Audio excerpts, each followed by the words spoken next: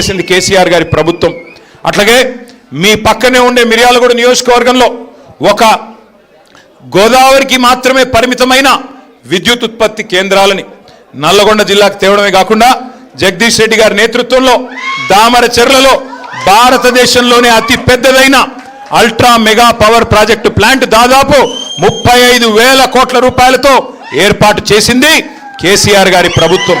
అట్లాగే అన్నింటికి మించి రైతు బంధు లాంటి పథకాలిచ్చి ఫ్లోరోసిస్ను రూపుమాపే మిషన్ భగీరథ లాంటి కార్యక్రమం చేసి చివరికి మీ టైలెండ్ గ్రామంలోని ప్రతి చివరి మడిదాకా నీళ్ళిచ్చి భారతదేశంలో తెలంగాణ వరిధాన్యం ఉత్పత్తిలో నెంబర్ 1 అయితే పంజాబ్ని హర్యానాని తలదన్ని మరి ఉమ్మడి తెలంగాణలోని ఉమ్మడి జిల్లాల్లో నెంబర్ 1 జిల్లా ఎక్కడ ఉంది వరిధాన్యం ఉత్పత్తిలో అంటే మీ నల్లగొండ జిల్లాగా నిలబెట్టింది కేసీఆర్ గారి నాయకత్వం.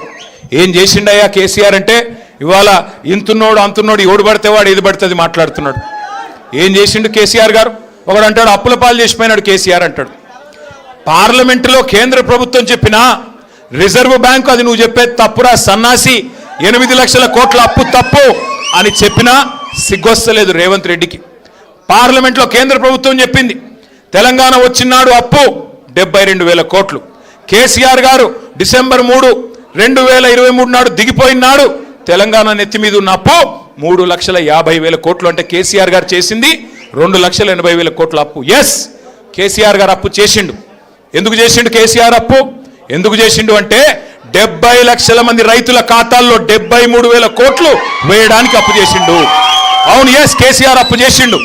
1000 గురుకుల పాఠశాలలు పెట్టి మన ఎస్సీ, ఎస్టీ, బీసీ, మైనారిటీ పిల్లలకు 6.5 లక్షల మందికి విద్యా బుద్ధులు చెప్పించేదానికి అప్పు చేసిండు కేసీఆర్. ఎస్, గతంలో కేసీఆర్ లేకముందు, కేసీఆర్ రాకముందు మొత్తం రాష్ట్రంలో ఉమ్మడి తెలంగాణలో ఆనాడు 5 మెడికల్ కాలేజీలు కూడా లేకపోతే వాటిని 32 కాలేజీలు చేయడానికి, మెడికల్ కాలేజీలు 32 నర్సింగ్ కాలేజీలు పెట్టడానికి జిల్లాలో, ప్రతి జిల్లాలో పేదల కోసం వైద్య విద్య, నర్సింగ్ విద్య అందించడానికి 32 మెడికల్ కాలేజీలు, 32 నర్సింగ్ కాలేజీలు కట్టించడానికి అప్పు చేసినాడు. ఎస్, కరెంటు కష్టాలలో కాంగ్రెస్ వదిలిపెట్టిపోతే ఇవాళ మీ నల్లగొండలోని అల్ట్రా మెగా పవర్ ప్రాజెక్టు దామరచెర్లలో కట్టి 24 గంటల వెలుగు జిలుగుల తెలంగాణగా నిలపడానికి, విద్యుత్ కష్టాలను తొలగించడానికి ఒక్క విద్యుత్ రంగం మీదనే 1,00,000 కోట్లు ఖర్చు పెట్టిండు కేసీఆర్. ఎస్, రైతన్నల కోసం ఫ్రీ కరెంట్ ఇచ్చేదానికి, 24 గంటలు ఇచ్చేదానికి 10 ఏళ్లలో 50,000 కోట్లు ఖర్చు పెట్టిండు కేసీఆర్. ఎస్,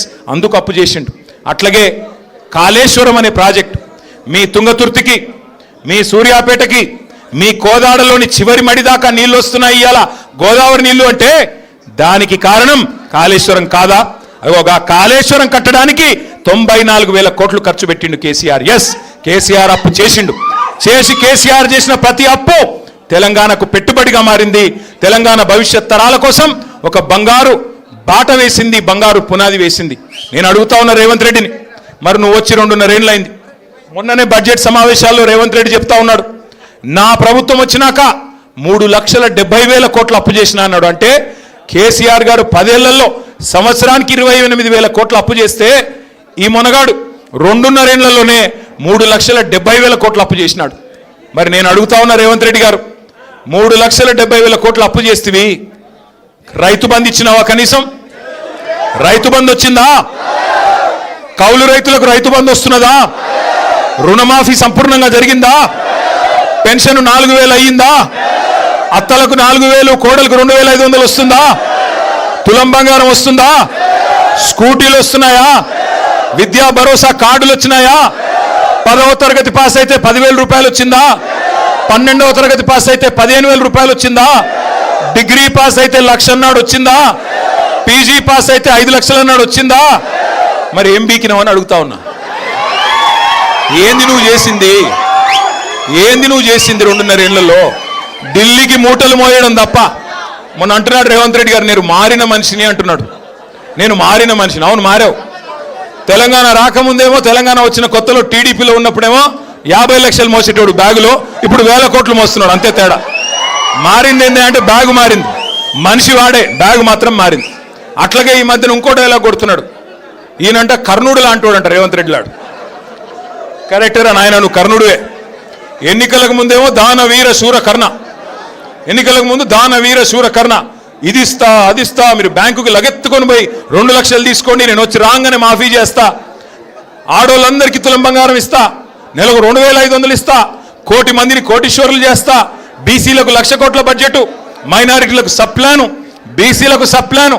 ఎలక్షన్లకు ముందు దానవీర శూర కర్ణ, ఎలక్షన్లు అయిపోయినాక కుంభకర్ణ.